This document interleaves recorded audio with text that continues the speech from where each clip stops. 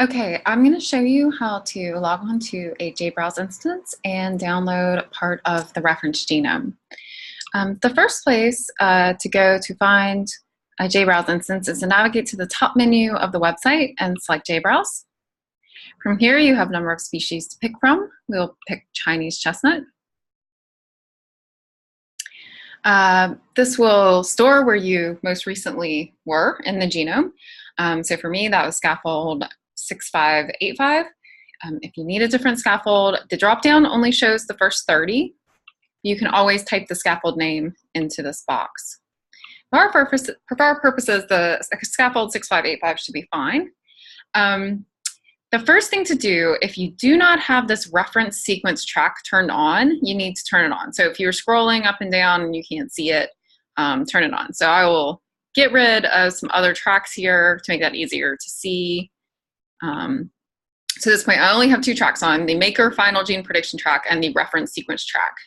Over here on the left are all of your tracks. The reference sequence is the very last one, so make sure that's on.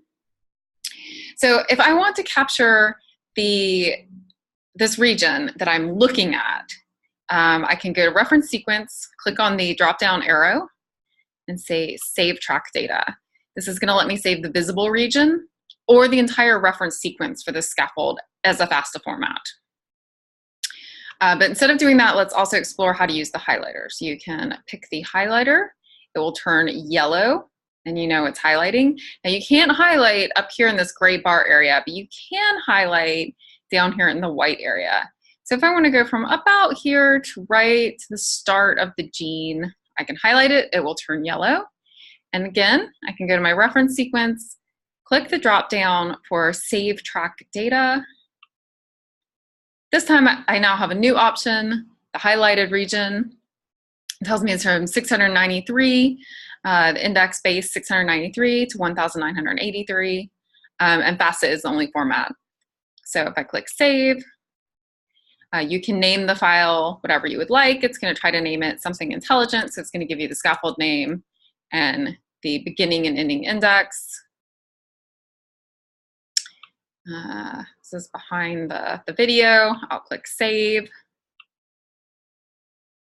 And now I can open it and make sure that it's a FASTA file as we expect. So here it is.